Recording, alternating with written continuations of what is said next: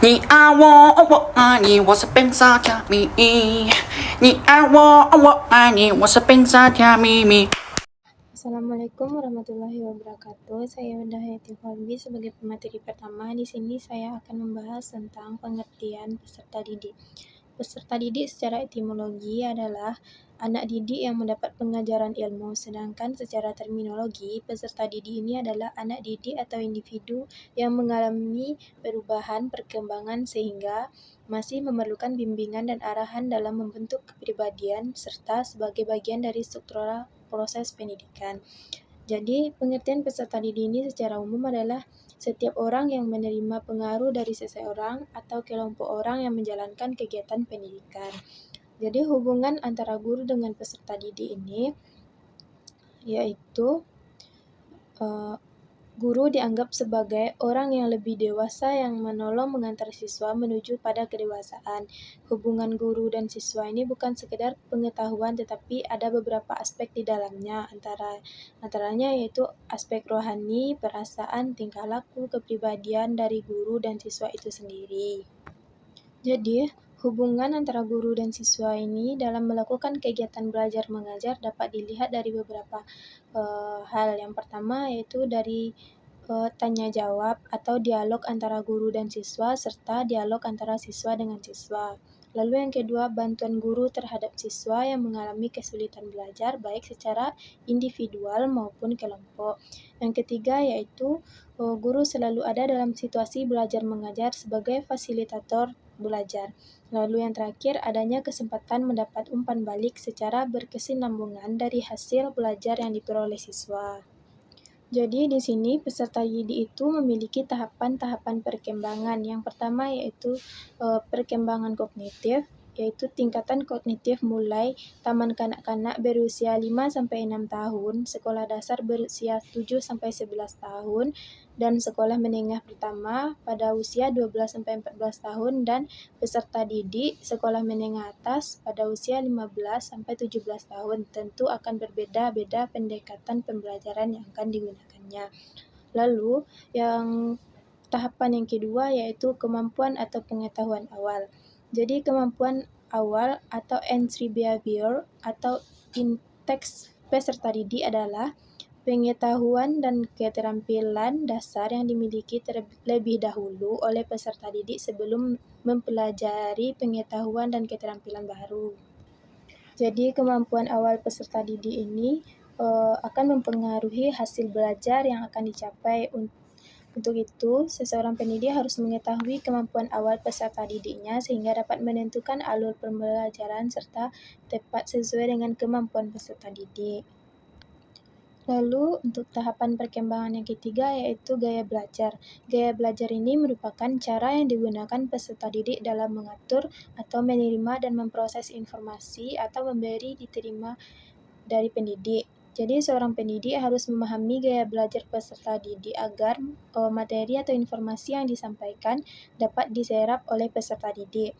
Aspek yang mempengaruhi gaya belajar peserta didik ini yang pertama itu motivasi, perkembangan emosi, perkembangan sosial, perkembangan moral dan spiritual, dan perkembangan motorik.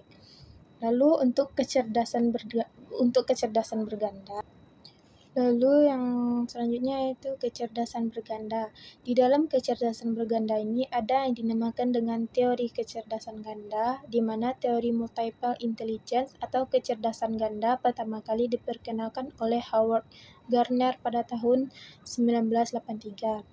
Gardner membagi kecerdasan ganda ini menjadi 8 jenis, yakni yang pertama kecerdasan linguistik, yaitu kemampuan untuk menggunakan kata-kata secara efektif, baik lisan maupun tulisan. Lalu, kecerdasan yang kedua yaitu kecerdasan logis matematis. Kecerdasan ini yaitu kemampuan untuk menggunakan angka secara efektif atau secara ahli. Lalu, kecerdasan yang ketiga yaitu kecerdasan spasial. Kecerdasan ini adalah kemampuan untuk memahami visual atau aspek lain dari sisa kecerdasan spasial. Lalu yang keempat yaitu kecerdasan jasmaniah kinestik, yaitu keahlian menggunakan tubuh untuk mengekspresikan ide-ide dan perasaan. Lalu yang kelima, kecerdasan interpersonal, yaitu pengetahuan diri dan kemampuan untuk bertindak secara adaptif berdasarkan pengetahuan itu. Lalu kecerdasan yang keenam yaitu musikal, yang merupakan kemampuan untuk merasakan, misalnya sebagaimana penikmat musik membedakan, misalnya sebagai kristikus musik. Lalu kecerdasan yang ketujuh yaitu kecerdasan naturalis. Kecerdasan ini yaitu keahlian dalam mengenali dan mengklasifikasikan beberapa spesies flora dan fauna dari sebuah lingkungan individu. Lalu kecerdasan yang terakhir yaitu eksistensial spiritual, yaitu kemampuan seseorang untuk dapat mengenal dan memahami diri sepenuhnya sebagai makhluk spiritual maupun sebagai bagian dari alam semesta. Baiklah, selanjutnya saya Siti Karenisa akan menjelaskan tentang kelompok belajar peserta didik. Menurut Praktikno, belajar kelompok adalah serangkaian kegiatan yang dilakukan dengan logis dan sistematis yang dilakukan oleh beberapa orang dengan memiliki kemampuan untuk berbuat dengan kesatuannya agar memperoleh perubahan tingkah laku dan belajar menjadi lebih efektif. Belajar dalam suatu kelompok akan memberikan dampak yang signifikan kepada siswa yang berada di dalam kelompok tersebut jika setiap anggotanya belajar secara sungguh-sungguh, berdiskusi, dan saling bekerja sama dalam menyelesaikan masalah. Nah, selanjutnya yaitu keaktifan belajar peserta didik. Keaktifan belajar merupakan segala kegiatan belajar yang tergolong ke dalam kegiatan fisik maupun non-fisik yang merupakan suatu kesatuan yang saling berhubungan. Keaktifan belajar peserta didik dapat diartikan sebagai partisipasi aktif dan bermakna dalam proses pembelajaran. Hal ini mencakup keterlibatan fisik, mental, dan emosional dalam kegiatan belajar seperti bertanya, berdiskusi, mengerjakan tugas, dan mengungkapkan ide-ide.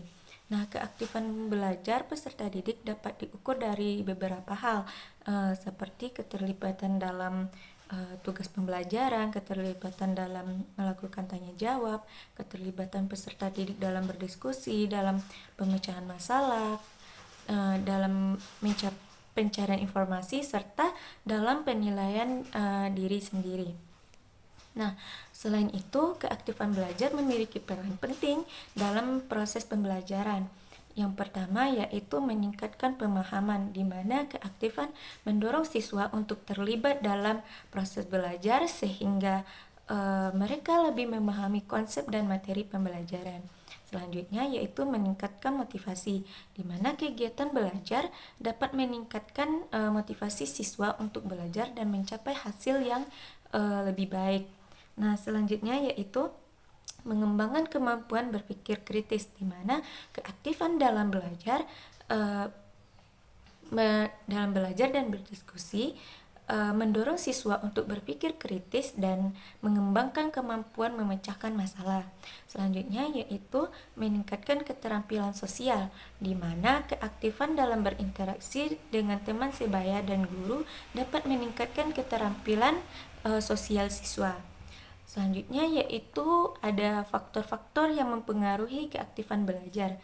Faktor-faktor yang dapat mempengaruhi keaktifan belajar, yang pertama itu ada faktor internal. Nah, faktor internal ini terbagi atas beberapa bagian. Nah, yang pertama yaitu ada faktor fisiologis, di mana kondisi fisik peserta didik seperti kesehatan, kelelahan, dan kebutuhan dasar seperti makan, tidur dapat mempengaruhi konsentrasi dan kemampuan belajar peserta didik. Nah, selanjutnya yaitu ada faktor psikologis, di mana aspek psikologis seperti motivasi, minat, sikap, kepercayaan diri, dan tingkat kecemasan dapat mempengaruhi keaktifan belajar siswa. Selanjutnya yaitu ada motivasi seperti motivasi internal, rasa ingin tahu dan keinginan untuk belajar, serta motivasi eksternal seperti penghargaan dan pengakuan dapat mendorong keaktifan belajar siswa. Nah, selanjutnya yaitu ada minat. Minat terhadap materi pelajaran dapat meningkatkan fokus dan partisipasi aktif siswa. Nah, selanjutnya yaitu ada sikap, di mana sikap positif terhadap belajar seperti ingin tahu dan keinginan untuk belajar dapat mendorong keaktifan belajar. Selanjutnya ada kepercayaan diri. Kepercayaan diri dalam kemampuan belajar dapat mendorong siswa untuk lebih aktif bertanya, berdiskusi, dan berpartisipasi dalam kegiatan belajar. Selanjutnya yaitu ada tingkat kecemasan, di mana kecemasan yang berlebihan dapat menghambat konsentrasi dan kemampuan belajar sehingga mengurangi keaktifan belajar. Selanjutnya yaitu ada faktor kognitif, di mana kemampuan berpikir, memecahkan masalah, dan mengingat informasi juga mempengaruhi keaktifan belajar. Yang terakhir itu ada faktor emosional. Emosional seperti rasa senang, gembira, dan antusiasme dapat meningkatkan keaktifan belajar, sementara emosi negatif dapat seperti rasa takut dan frustasi dapat menghambat keaktifan belajar peserta didik. Nah, selanjutnya yaitu ada faktor eksternal, di mana faktor eksternal ini yang berasal dari luar diri peserta didik itu terbagi atas beberapa bagian. Yang pertama yaitu lingkungan sosial. Seperti interaksi dengan teman sebaya, keluarga, dan guru dapat mempengaruhi keaktifan belajar. Yang kedua yaitu dukungan keluarga, di mana dukungan dan motivasi dari keluarga itu dapat mendorong keaktifan belajar. Yang selanjutnya yaitu interaksi sosial, di mana interaksi positif dengan teman sebaya itu dapat meningkatkan rasa kepercayaan diri oleh peserta didik tersebut. Nah, yang selanjutnya yaitu kepemimpinan guru, di mana kepemimpinan guru yang inspiratif dan memotivasi dapat meningkatkan keaktifan belajar dari peserta didik. Selanjutnya yaitu lingkungan non-sosial, seperti faktor-faktor tempat belajar, fasilitas belajar, dan sumber belajar dapat mempengaruhi keaktifan belajar siswanya. Yang selanjutnya yaitu kondisi tempat belajar, di mana tempat belajar yang nyaman, bersih, dan aman dapat meningkatkan konsentrasi keaktifan belajar. Selanjutnya yaitu fasilitas belajar, di mana fasilitas belajar yang memadai seperti buku, alat peraga, dan teknologi dapat mendukung proses belajar dan meningkatkan keaktifan. Yang terakhir ada sumber belajar, di mana akses terhadap sumber belajar yang beragam dan berkualitas dapat meningkatkan minat dan keaktifan belajar. Yang selanjutnya ada faktor pendekatan belajar, di mana pendekatan ini terdiri atas beberapa hal. Yang pertama yaitu pendekatan permukaan, atau pendekatan ini lebih fokus pada aspek lahiriah belajar seperti menghafal dan menyelesaikan tugas tanpa memahami konsep. Nah, yang selanjutnya yaitu pendekatan mendalam. Pendekatan ini menekankan pada pemahaman konsep, analisis, dan aplikasi dalam konteks yang lebih luas. Yang selanjutnya yaitu ada pendekatan pencapaian prestasi tinggi, yang di mana pendekatan ini berfokus pada upaya untuk mencapai prestasi tinggi dalam belajar, seperti mendapatkan nilai bagus dan penghargaan. Yang terakhir yaitu ada materi tentang prestasi belajar. Nah, prestasi belajar merupakan hasil dari suatu proses yang di dalamnya terdapat sejumlah faktor yang mempengaruhi tinggi rendahnya prestasi belajar siswa, tergantung pada faktor-faktor yang telah disebutkan sebelumnya. Nah, dalam usaha membangun manusia Indonesia seutuhnya, faktor guru atau pendidikan sangatlah penting, karena guru bertugas untuk membangun manusia itu sendiri. Nah, prestasi juga merupakan kumpulan dari hasil akhir dari suatu pekerjaan yang telah dilakukan. Menurut Jamara, Prestasi adalah suatu kegiatan yang telah dikerjakan, diciptakan baik secara individu maupun kelompok. Nah, berdasarkan beberapa pendapat yang telah disebutkan tadi, dapat disimpulkan bahwa prestasi belajar adalah serangkaian dari kegiatan jiwa raga yang telah dilakukan oleh seseorang dari suatu hasil yang telah dicapai sebagai perubahan dari tingkah laku yang dilalui dengan pengalaman serta wawasan untuk bisa berinteraksi dengan lingkungan yang menyangkut ranah kognitif, afektif, dan psikomotorik yang telah dinyatakan dalam hasil akhir atau rapor. Nah, dalam prestasi belajar ini ada beberapa aspek yang prestasi belajar siswa yang harus kita ketahui. Yang pertama yaitu ada aspek kognitif, di mana aspek kognitif sebagai indikator dalam pencapaian sebuah prestasi.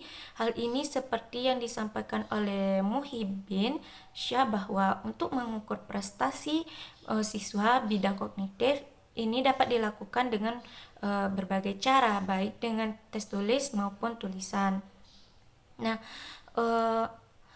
aspek kognitif ini dapat dikembangkan menjadi 6 bagian. Yang pertama yaitu tingkat pengetahuan atau knowledge. Tujuan instruksional pada level ini menuntut siswa untuk mengingat informasi yang telah diterima sebelumnya, terminologi sebagainya atau pemecahan masalah. Nah, yang kedua yaitu berkaitan dengan tingkat fakta, yaitu dihubungkan kategori dengan pemahaman kemampuan untuk menjelaskan pengetahuan informasi yang telah diketahui dengan kata-kata sendiri. Nah, dalam hal ini siswa diharapkan menerjemahkan atau menyebutkan kembali apa yang telah didengar dan dengan kata-kata sendiri. Nah, yang selanjutnya yaitu tingkat penerapan, yang dimana penerapan merupakan kemampuan untuk menggunakan atau menerapkan informasi yang telah dipelajari ke dalam situasi yang baru serta memecahkan berbagai masalah yang timbul dalam kehidupan sehari-hari.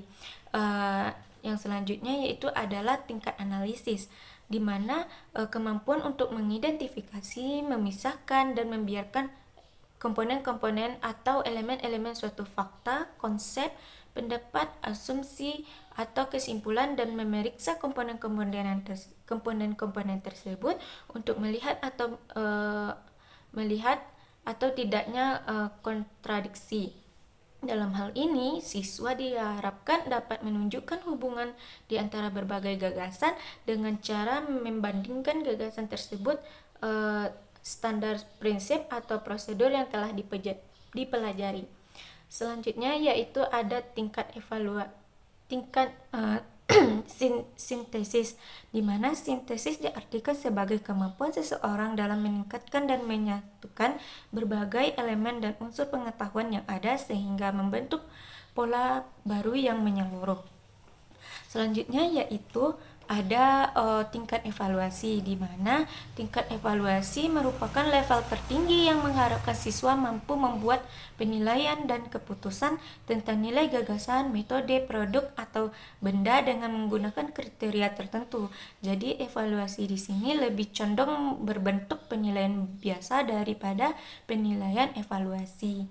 Nah, yang selanjutnya yaitu ada aspek efektif, di mana aspek efektif ialah ranah berpikir yang meliputi watak, perilaku, seperti efektif seperti perasaan, minat, sikap, emosi, dan nilai.